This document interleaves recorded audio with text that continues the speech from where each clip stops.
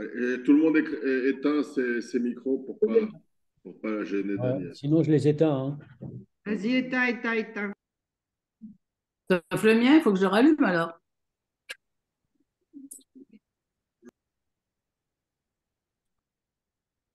C'est bon, tout est éteint sauf le tien. C'est bon. D'accord. J'y vais alors? Ouais. Bien. Alors, bonsoir tout le monde. Tout d'abord, pourquoi est-ce que j'ai eu envie de parler d'Aaron Appelfeld? Bien sûr, c'est un grand romancier et poète israélien. Il a écrit plus d'une quarantaine d'ouvrages. Son œuvre, consacrée en grande partie à la vie des Juifs en Europe avant et pendant la Shoah, a reçu de nombreux prix à travers le monde et a été traduit dans plusieurs pays. C'est déjà une raison plus que suffisante. Dayenu, comme on dit à Pessah.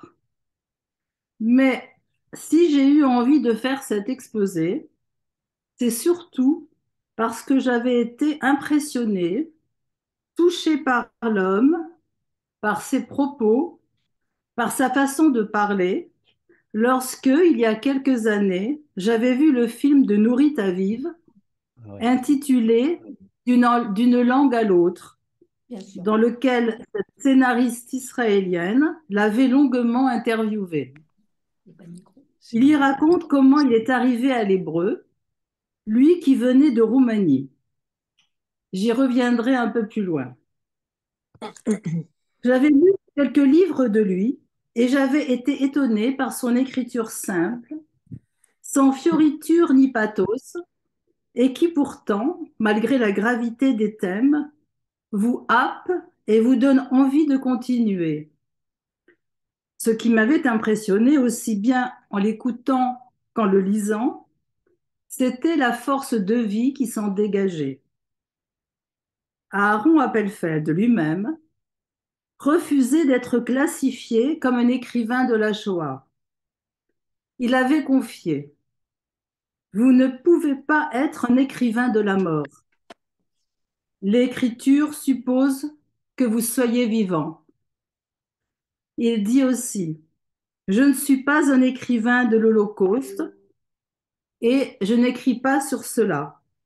J'écris sur les hommes juifs. À la mort d'Appelfeld, l'écrivain Amos Oz déclare lors d'une interview à la radio israélienne: Appelfeld écrivait sur les survivants avant et après. Il écrivait sur les gens qui ne savaient pas encore ce qui allait leur arriver et sur ceux qui avaient déjà tout connu mais qui n'en parlaient guère. Et pour sa traductrice Valérie Zenati, Appelfeld est un écrivain de l'enfance. Ce que je veux donc évoquer avec vous, c'est l'homme et les questions auxquelles il a été confronté. Comment est-ce qu'on arrive à survivre après avoir connu la Shoah? Comment retrouver sa part d'humanité? Comment passe-t-on d'une langue à l'autre? Et comment arriver à conserver son identité? Mon exposé comprend trois parties. La première, c'est son parcours de vie. La deuxième, je l'ai intitulée Des langues de l'enfance à l'hébreu. Et la troisième concerne l'écriture contre l'indicible. Alors, le parcours de vie. Tout d'abord, d'où vient-il? Appelfeld est né en 1932 à Tchernowitz, qui était une grande ville de culture allemande à l'est de l'Empire autrichien. Et comme cette ville était au croisement de l'Europe occidentale et de l'Europe orientale, les habitants y ont subi l'influence de ces deux univers. Avant la Première Guerre mondiale, les Juifs y constituaient plus du tiers de la population locale. Appelfeld dit qu'aucune petite ville au monde n'a autant inspiré de livres et d'articles que cette ville. Il y régnait une vie culturelle et intellectuelle intense. Elle est devenue roumaine entre les deux guerres et était alors surnommée la Jérusalem de Roumanie. La communauté juive en pleine ébullition y avait accouché de journalistes, de comédiens et de chanteurs reconnus, sans parler du nombre incalculable d'écrivains, d'intellectuels et de poètes, dont le grand poète Paul Celan. La ville a été annexée par l'Union soviétique en 1940, occupée par les Allemands et les Roumains de 1941 à 1944. Elle est devenue ukrainienne après la guerre et porte aujourd'hui le nom de Tchernivtsi. Cette ville continue de susciter un énorme intérêt, que ce soit en France ou ailleurs, et que ce soit parmi les juifs ou les non-juifs.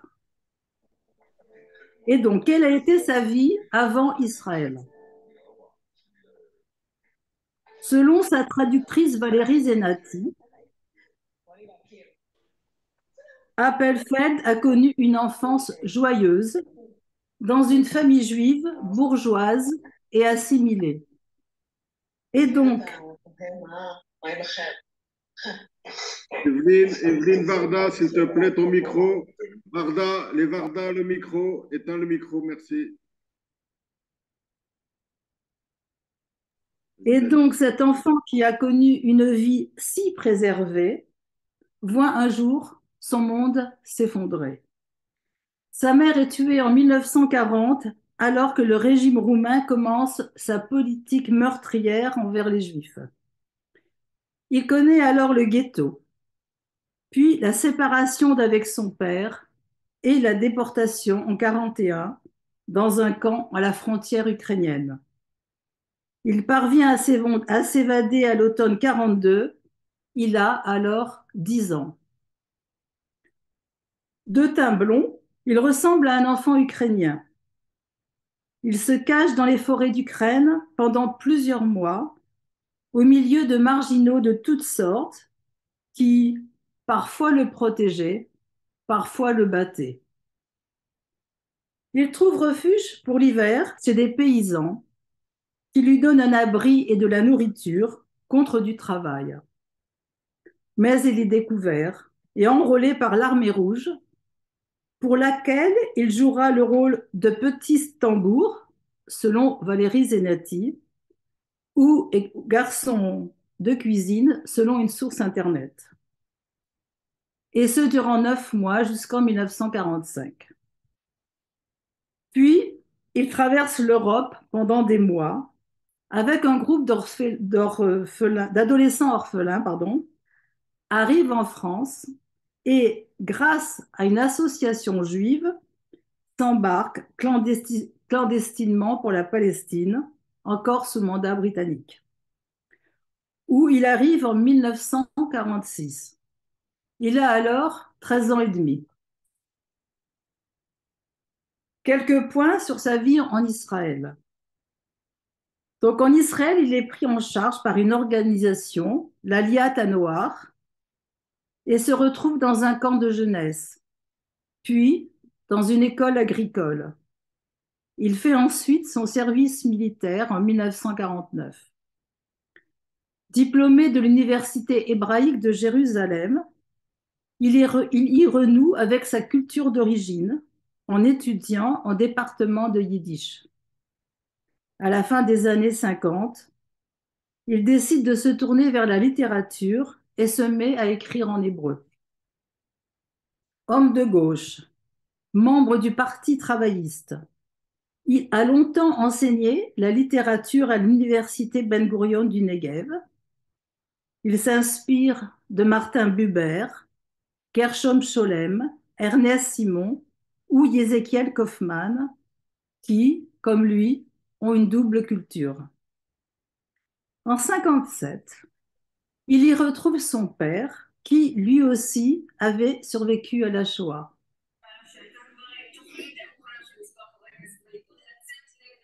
Il se marie à une juive argentine. Rita, ton micro. Rita, ton micro. Rita, merci. Il se marie à une juive argentine avec laquelle il a eu 3 enfants.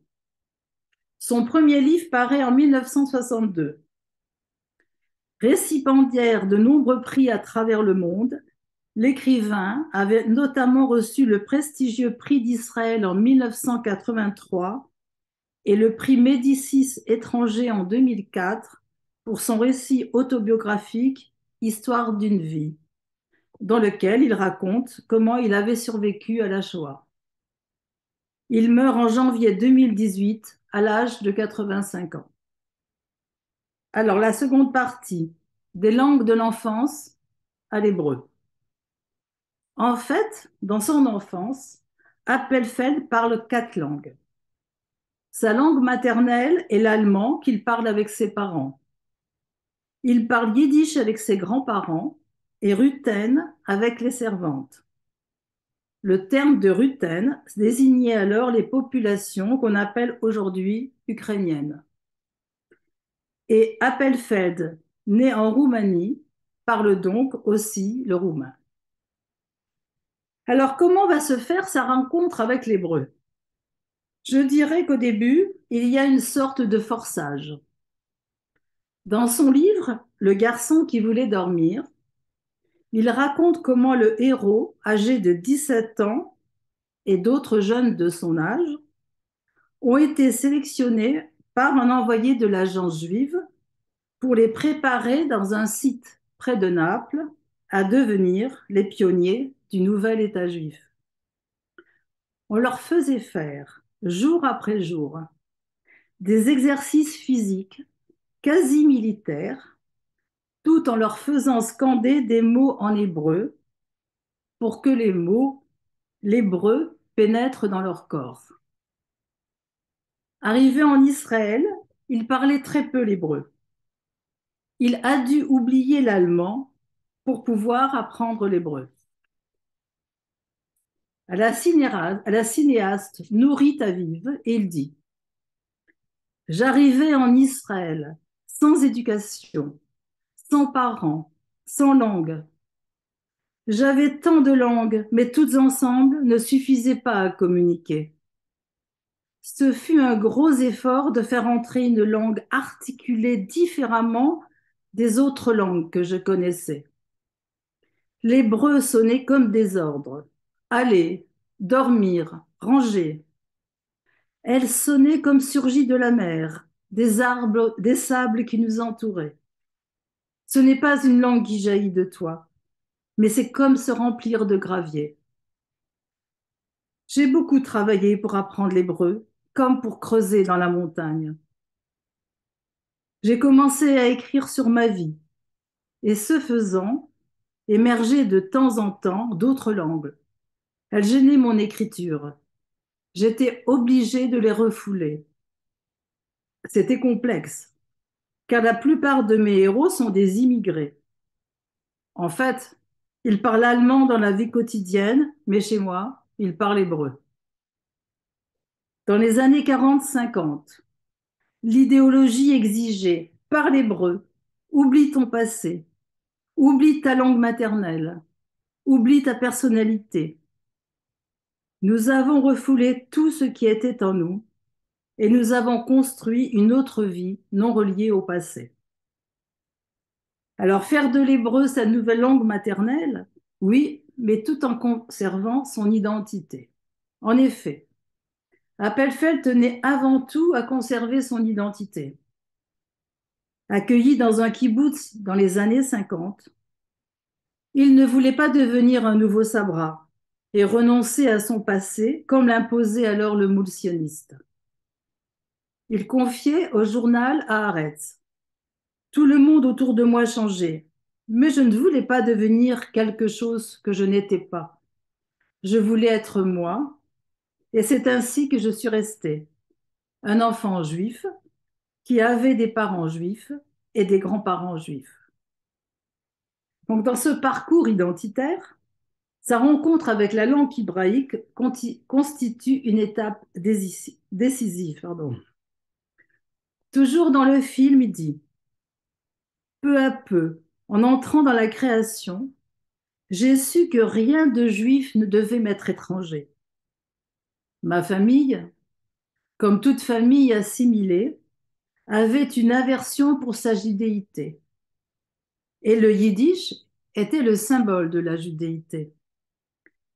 J'ai appris le yiddish pour chasser l'allemand, et parce que c'était la langue de mes grands-parents, et parce que j'ai vu la mort au travers de cette langue. J'ai vu des vieux juifs, de faibles femmes, des enfants au seuil de la mort, et tous parlaient yiddish. Avec l'allemand, j'ai toujours eu une relation ambivalente. C'était ma langue maternelle, mais c'était aussi la langue des assassins. Un homme qui perd sa langue maternelle est infirme pour la vie. Aujourd'hui, l'hébreu est ma langue maternelle. Je rêve, j'écris en elle, mais j'ai toujours la crainte de la perdre. Troisième partie. L'écriture contre l'indicible. Aaron Appelfeld avait 7 ans lorsque la guerre a éclaté. Il dit que les années suivantes ont constitué un trauma continu, à commencer par l'assassinat de sa mère, dont il avait entendu le cri au moment où la balle l'a touché. Puis la séparation d'avec son père en arrivant dans le camp. Arrivé en Israël, il a ressenti le besoin de donner un sens à ce qu'il avait vécu, à ses années dans les camps, le ghetto, les forêts. Il se sentait perdu, dans une solitude profonde et extrême, sans personne avec qui parler. Aussi un soir, dans le réfectoire de son kibboutz, il a pris son cahier et a commencé à écrire des noms, celui de son père, de sa mère, de sa ville natale, la rue dans laquelle il était né, le nom de son grand-père. Ce qui l'accroche à son enfance et lui donne consistance. Il exprime ainsi: c'est à ce moment-là que je commençais à prendre conscience de moi, ce qui ne m'était jamais arrivé auparavant. Vers l'âge de 15-16 ans, il a pu commencer à mettre des mots sur l'expérience terrible qu'il avait vécue. Cela a été comme quelque chose qui se réveillait en lui peu à peu. Il s'agissait pour lui simplement d'écrire. Cela a été très dur au départ. Cela a pris beaucoup de temps avant que son écriture devienne une expression artistique. Il voulait arriver à utiliser des mots justes, concrets, précis, afin que le lecteur comprenne qu'il s'adresse à lui. Et l'hébreu biblique lui a permis d'écrire comme cela. Je le cite. Mon style, caractérisé par des phrases courtes, épurées et sans mots superflus, je l'ai trouvé dans l'hébreu biblique. Cela permet de ne pas dire ce qui ne peut se dire. Car, comme il a confié lors d'une interview, lorsqu'un homme dit « j'ai froid, j'ai faim, j'ai chaud », c'est accessible à notre compréhension. Mais lorsqu'un homme dit à Auschwitz « j'ai froid, j'ai chaud », c'est déjà dénué de sens. Dans ces lieux terribles, les mots n'ont pas de sens. C'est trivial, petit. Après avoir lu quelques livres d'Appelfeld, j'ai été frappée par les récurrences systématiques de certains thèmes ou constructions, comme tu disais. La relation à sa mère, l'omniprésence de la forêt, le sentiment d'humanité, l'expérience présente éclairée par la période de l'enfance. Ces thèmes s'entrelacent autour de la question centrale de l'auteur, à savoir comment vivre. Sa traductrice Valérie Senati, dans son livre intitulé Dans le faisceau des vivants, rapporte ce qu'Appelfeld en dit. Depuis mon enfance, je me suis fait un serment. Je n'oublierai pas mes parents, mon enfance, la forêt. Et comme je voyais toujours les miens dans les forêts, j'ai continué de les imaginer ainsi en Israël et de parler avec eux.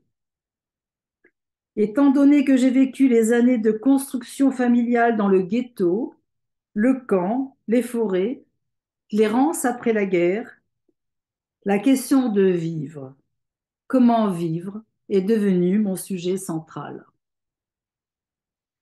Il dit que son instinct de survie, il l'a développé durant les années passées avec des criminels, des prostituées.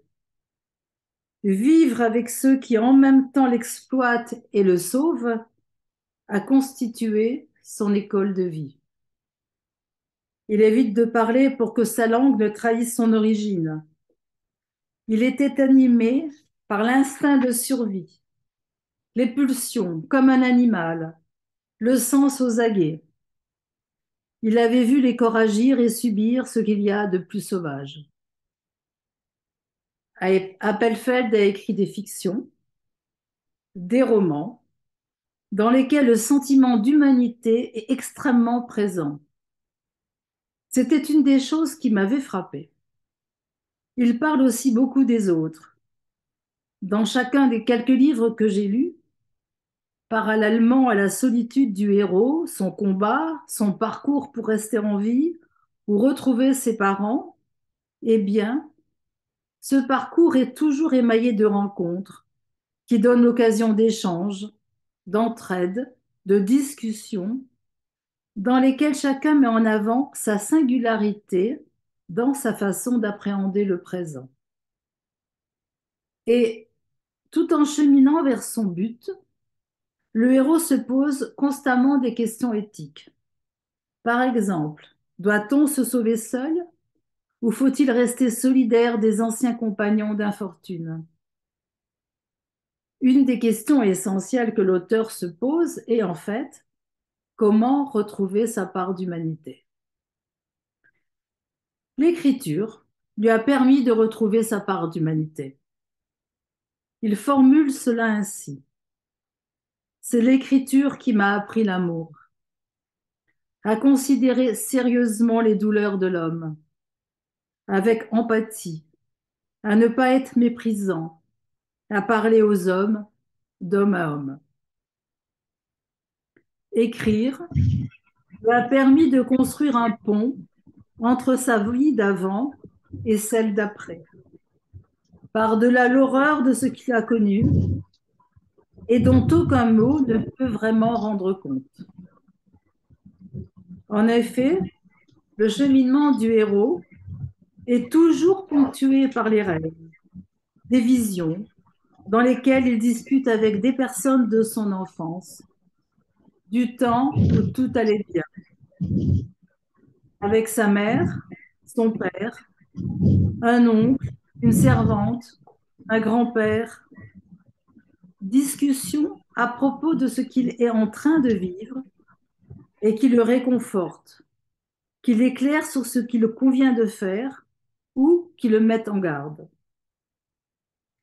Ou bien alors, une personne rencontrée lui évoque une personne aimée de son enfance, les lieux de son enfance, la vie d'avant. Le héros puise dans ses souvenirs d'enfance, dans ses discussions imaginaires, la force d'affronter le présent. Et parmi toutes ces personnes qu'il évoque, sa mère occupe une place centrale. Dans son livre Des jours d'une stupéfiante clarté, il parle longuement de la relation privilégiée qu'a le héros avec sa mère, plutôt fantasque. Puis, à la sortie du camp, c'est l'idée de retrouver sa mère qui donne au héros le courage d'avancer, de marcher jour après jour jusqu'à la ville où ils habitaient. Pour terminer, il y aurait encore plein de choses à dire à propos d'Appelfeld, mais il est impossible de tout dire. Cependant, avant d'arrêter, je voudrais pointer deux choses. La première concerne l'écriture. Je suis convaincue que s'il a pu surmonter les années terribles qu'il a vécues, c'est grâce à l'écriture. Et cela sous 3 registres. Premier registre, l'écriture en tant qu'expression artistique. C'est ce qui lui a permis d'exprimer sa singularité en tant qu'homme, en tant qu'être humain, et de rattacher cette singularité tout au long de son écriture à ses parents, ses grands-parents et son lieu de naissance. Deuxième registre, l'utilisation des caractères hébraïques en tant que symbole, barrage à l'indicible. Dans Le garçon qui voulait dormir, il raconte comment le héros emploie son temps libre à recopier des chapitres de la Bible, en s'appliquant à bien former chacune des lettres. Troisième registre, l'hébreu en tant que support de son expression artistique, qu'il inscrit dans une histoire qui remonte à très loin. D'une part, il dit s'être inspiré de l'hébreu biblique pour trouver son style d'écriture. D'autre part, voici ce qu'il dit à propos de Paul Celan. Celan, il a hérité du lyrisme allemand par sa mère, de l'hébreu et du sionisme par son père. Il m'a dit un jour, « Je t'envie, tu écris dans la langue maternelle du peuple juif. » 1 mois et demi après, Paul Celan se suicidait. La seconde chose que je voudrais pointer concerne les retrouvailles que j'appelle ratées avec son père. Lorsque j'ai commencé à travailler sur cet exposé, je m'étonnais de ne pas trouver de mention relative à ces retrouvailles, quand même extraordinaires. Puis, dans le livre de Valérie Zenati, j'ai trouvé cette déclaration d'Appelfeld. J'ai retrouvé mon père plus de 15 ans après en Israël. Je n'étais plus un enfant, mais lui me voyait toujours ainsi. Il n'aimait pas me voir écrire de la fiction.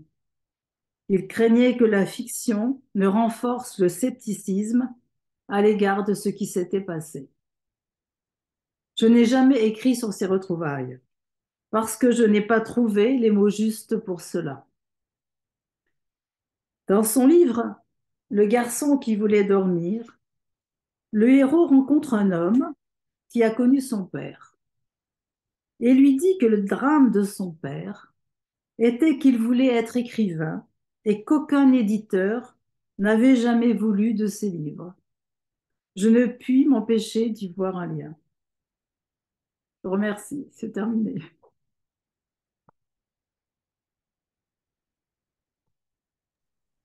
C'est fini. On remet les micros. Attends, on met les micros, Daniel. Remettez les micros. Tu verras plein de réactions. Nicole, par exemple, qui aime beaucoup. Nicole qui adore Appelfeld. Il y a Carole, j'ai vu Isabelle. Mais... Tamar. Ben, merci en tous les cas pour cet exposé qui a ouvert, je crois, beaucoup de portes.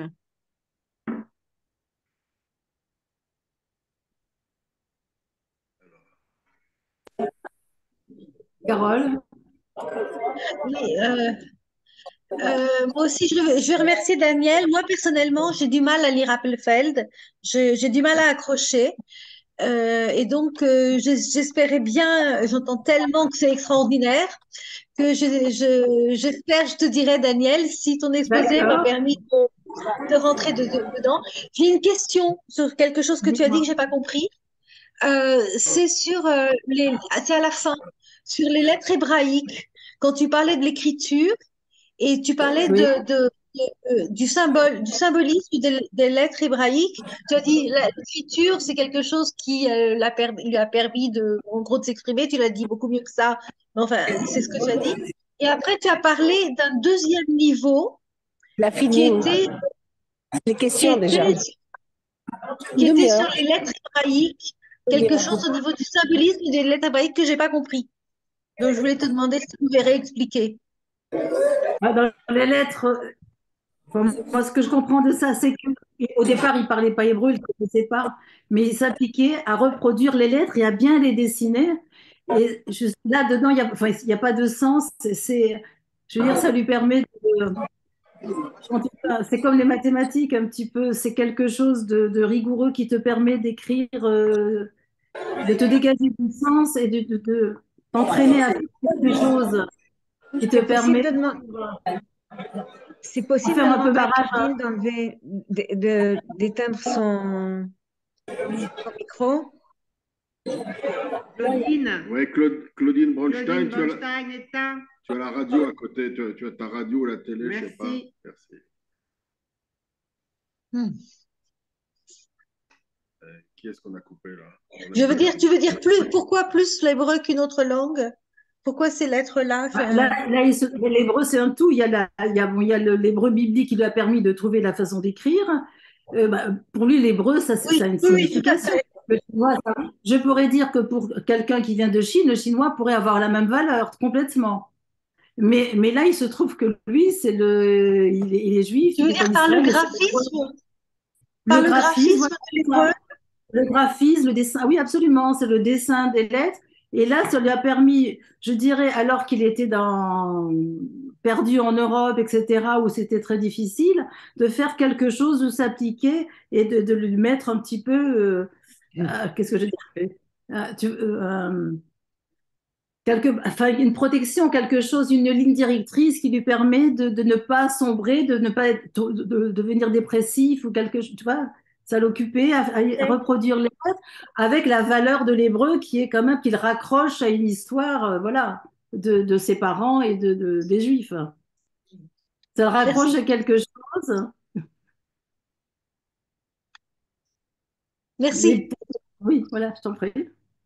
Dans le garçon qui voulait dormir, on a vraiment enfin moi, c'est l'impression que j'ai eue on avance dans l'histoire de 3 pas et puis il recule et il reprend exactement le même rêve, le même parcours.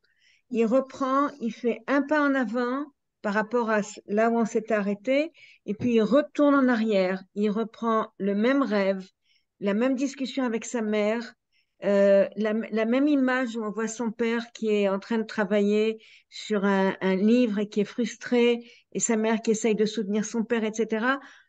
Il fait un pas supplémentaire et puis de nouveau il revient en arrière. Dans tous ces livres, il y a quelque chose de ce style, mais dans le garçon qui voulait dormir, c'est presque obsessionnel. Enfin, c'est comme ça que je l'ai ressenti. Oui. Mais dans le titre, déjà, on voit, enfin, le garçon qui voulait dormir, justement, il voulait pas se réveiller, il voulait rester, enfin, Ouais. et c'est les autres qui l'ont aidé, qui l'ont poussé, qui l'ont amené, enfin, les adultes. Et donc, c'est une façon aussi, si le rêve est récurrent, de rester dans ce passé avec sa mère, de pas vouloir quitter ce monde-là, ce monde d'avant. Parce que c'est effectivement, c'est la transition, là, Tout à fait. Claude Haïk voulait parler, je crois, a levé la main. Oui, bonsoir à tous. Bonsoir, Claude. Merci Daniel pour ton exposé. Je crois que pour répondre aussi à l'intervention là qui vient d'être faite, en fait, ces retours en arrière et ces pas à pas, moi, il me semble que c'est typiquement la façon de traiter la douleur. Quand on a très mal, et en fait, je vous le dis parce que ça m'est arrivé, j'ai eu une douleur physique très, très importante. Alors, c'était physique, mais j'imagine bien que moralement, ça doit être la même chose. Réapprendre à marcher, eh ben, ça se faisait petit à petit, par petits pas, chaque jour un pas, et puis revenir en arrière, et puis le lendemain faire 2 pas, revenir en arrière, le surlendemain 3 pas, revenir en arrière. Et pour moi, ce que vous avez dit sur ce livre, c'est exactement le traitement de la douleur. Sa grande douleur, sa détresse, eh bien, il l'a exprimé, il a fait cette démarche. Et quand je dis démarche, c'est vraiment ça, marcher. Mm. C'est comme ça que je l'avais compris, en tout cas. Il y a Patrick et Rita. Il y a Planète 2. Il y a Rita qui lève la main.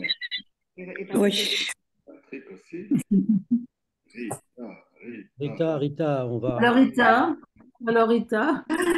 Merci beaucoup, Daniel. Merci pour cet exposé. Merci d'avoir enfin parlé d'auteur israélien. Ça m'a fait, parce que finalement, il est considéré vraiment comme auteur israélien, pas du tout comme auteur roumain, ni comme auteur Absolument. étranger. Et c'est justement, tout à fait. Et c'est justement à ce propos que je m'interroge. Est-ce que tu as lu ces livres en hébreu ou en français? En En traduction français, je n'ai pas l'hébreu. Donc, c'est la Voilà. traduction de Alors, Valérie Zanati qui joue aussi, bien sûr. voilà. Alors, moi, je me pose des questions parce que, tu vois, certains auteurs israéliens, quand on les lit, il y a des sous-entendants et des stratas très importants du, du point de vue de la langue elle-même et du point de vue des références bibliques, justement, ou littéraires autres, mais israéliens ou hébraïques toujours. Or, quand on lit une traduction, je me demande si Appelfeld fait partie de ces mêmes gens dont il est important de lire dans la langue dans laquelle c'est écrite. Parce que tu l'as dit toi-même, pour lui, l'hébreu est une langue qu'il a apprise, qu'il a acquise. Ce n'est pas une langue dans laquelle il est né, comme par exemple Amos Oz ou d'autres. Quand tu lis Amos Oz, en traduction, il y a beaucoup de choses qui se perdent parce que tu ne vois pas les sous-entendants d'Agnon, les sous-entendants de la Bible dans la langue elle-même ou dans le choix des mots. Mais Appelfeld, je me demande si c'est vraiment essentiel de le lire en hébreu ou si une traduction fait aussi bien l'affaire. La question reste posée. Est-ce qu'elle en dit quelque chose, Zenati, dans son introduction à propos de la langue, etc., ou tu n'as pas vraiment relevé? Je crois qu'il y avait une grande affinité entre elle et lui. Ils se connaissaient bien, ils se voyaient souvent. Non, ça, après, il faudrait que je relise avec cette optique-là, voir qu'est-ce qu'elle en dit. Ouais, je Ça suis fait un moment que j'ai lu. Oui. d'accord. J'ai pas le Je suis souvenir qu'elle en parle. Pardon? J'ai pas le souvenir qu'elle évoque ça dans Le Faisceau des Non, Vivants. comme ça me... Voilà, Non, oui. et je sais pas, moi j'essaie de lire toujours dans le texte, enfin, les langues que je pratique à peu près, ou même si c'est difficile, les je lis beaucoup plus lentement que le français ou l'anglais, bien évidemment. Mais en lisant je me dis, j'essaie je me demande chaque fois s'il y a une mention en plus ou pas. Et avec Appelfeld, je ne suis pas sûre qu'il y ait une dimension en plus. Je pense que le problème de la langue est moins important que le problème du sujet, de la manière dont c'est traité, etc. Tu vois? Mhm. Alors, c'est pour ça que je me demandais si quelqu'un l'a lu en hébreu et en français. Est-ce que quelqu'un pourrait parler de ça? Est-ce que l'un de nous... Pas les mêmes romans, ou en hébreu ou en français, mais pas le même roman. Ce qui aurait été intéressant, moi je l'ai lu dans les deux langues, mais j'ai pas lu un roman dans les deux langues. Il faudrait le faire, hein, Nicole? Il faudrait essayer, parce que je sais pas, ça me semble... Bon, voilà. Merci Patrick. Oui, je voudrais dire quelque chose. En fait, je crois, merci pour ton intervention parce que je crois, parce que je ne suis pas tout à fait sûr avoir compris quelque chose. On a lu avec Henriette Appelfeld, on a vu les films de Nourit Aviv et qui parlent beaucoup du passage donc d'une langue à l'autre. Et c'est le titre, je crois, de ce film quand De son film. intervient. Et je comprends maintenant pourquoi ce passage forcé d'une langue à l'autre. parce que tu as parlé de Celan, donc qui écrivait en allemand, qui était la langue, Oui. donc, la langue de la Shoah, la langue meurtrière. C'est la langue maternelle d'Appelfeld. Donc c'est une langue dans laquelle certainement il ne peut pas écrire. Et s'il ne peut pas écrire, j'avais relevé, j'ai une citation d'Appelfeld qui dit: Sans langue, tout n'est que chaos, confusion et peur infondée. Sans langue, le caractère nu est dévoilé. Et il rajoute: Sans langue maternelle, l'homme est infirme.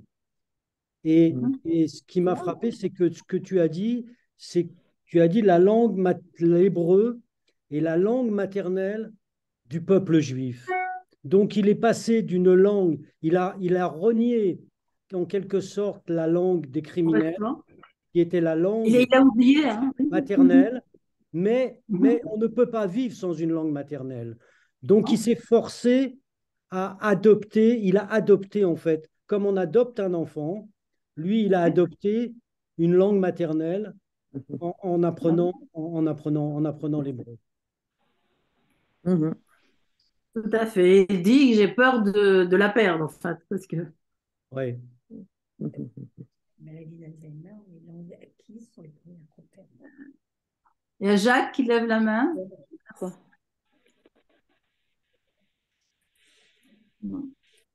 Jacques Candel, Irène. Jacques Candel. Irène, t'as levé la main. Jacques Candel. C'est pas Jacques, c'est Irène, mais c'est pareil. Oui. Alors Irène, mais... Alors, non, mais il a marqué Jacques Candel, excuse-moi. Oui, d'accord, d'accord. On va mettre les deux. Mais je ne sais pas comment faire, donc en attendant, ce n'est pas très gênant. D'abord, merci pour ton exposé qui était vraiment très clair et intéressant. Et je voudrais juste parler de choses qui sont pas directement, qui ne sont pas d'Appelfeld, mais à côté. En tous les cas, de Valérie Zenati.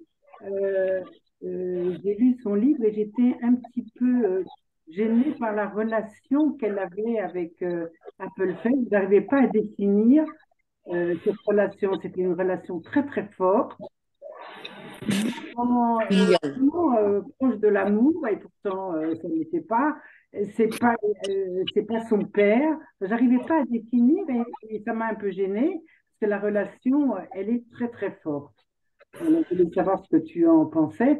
Je crois d'ailleurs que pour Appelfeld est mort, les enfants ont attendu que Valérie revienne en Israël pour aller à l'enterrement. Enfin, c'était vraiment très très fort.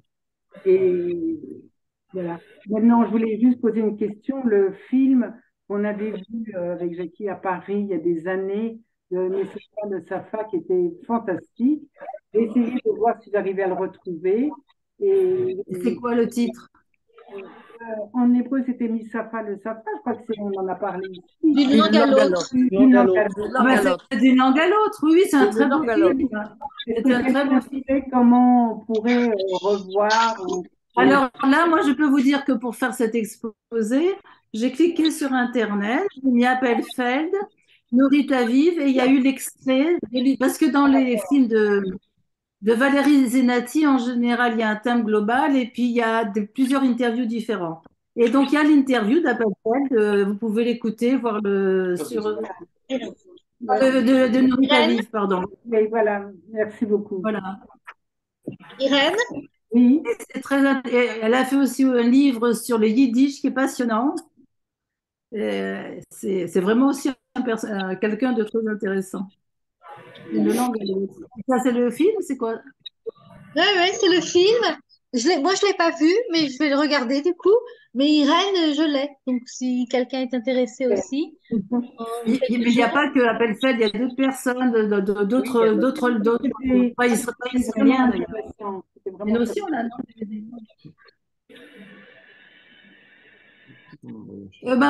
À propos de Valérie Zenati, effectivement, il y a un lien très fort. Bon, personnellement, ça ne m'a pas gênée. Il me semble, parce que ça fait quand même pas mal de temps que j'ai lu, il me semble qu'elle aussi, quelque part, se projetait dans cette histoire, puisqu'elle-même, elle a quitté le pays, son pays. Enfin, il y a il me semble, non? Il y a quelqu'un d'autre qui a parlé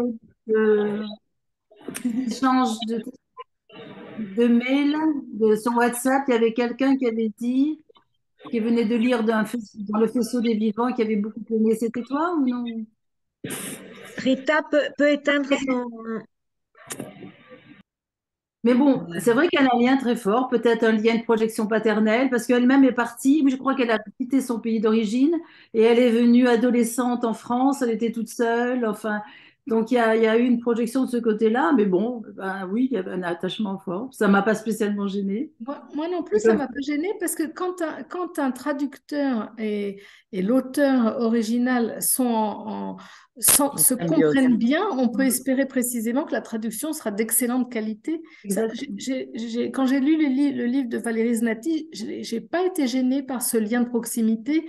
C'était une amitié très forte, mais elle comprenait au quart de tour ce qu'il voulait signifier. Donc, voilà, je l'ai pas mal lu, quoi. J'ai pas vu quelque chose de compliqué.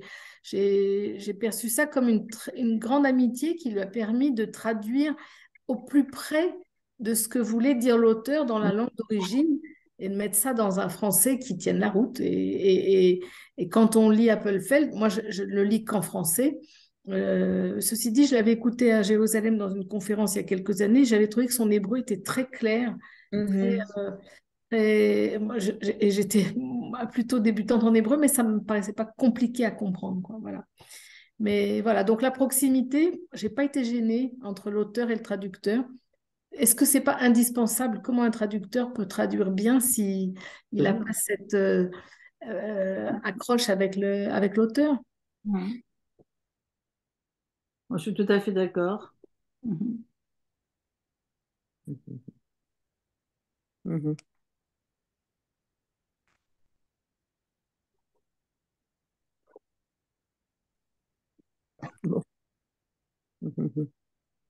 On t'entend pas, Olivier, si tu parles.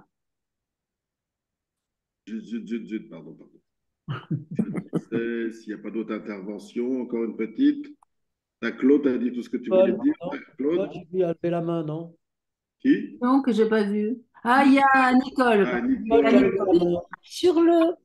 Enfin, il y a quelque chose qui m'interroge aussi sur l'idée de mettre des mots justes sur le vécu.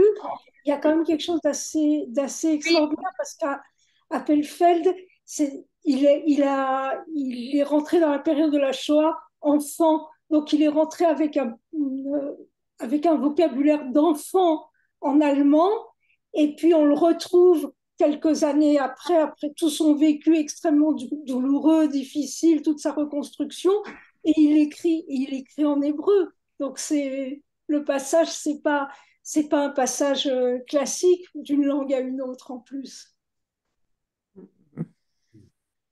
La langue de l'enfance, la langue adulte. À part ça, Daniel, vous avez parlé de l'omniprésence de la forêt. Et là, j'ai en tête l'image que j'avais postée sur le groupe WhatsApp de la couverture du livre illustré par Meir Appelfeld, par le fils de... Oui, là, c'était... C'est impressionnant, alors que c'est un conte tout gentillet pour enfants. Et cette forêt complètement effrayante. Oui, parce qu'elle est noire, hein, ce que tu as posté, oui. Oui, moi j'en ai vu une reproduction il y a un mois dans une expo à Jérusalem, et grandeur nature avec des arbres grandeur nature, c'est absolument effrayant, impressionnant. Et voilà, j'ai rencontré Meir Appelfeld là-bas. Voilà.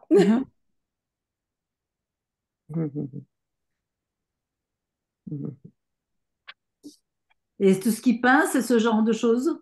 Non, à part ça, il était comme illustrateur d'un livre écrit par un autre auteur, mais il fait je crois, de la peinture à l'huile commerciale, disons. Donc, pas du tout ce genre-là. Donc là, je sais pas si c'était une commande ou une inspiration, mais je sais pas exactement les circonstances.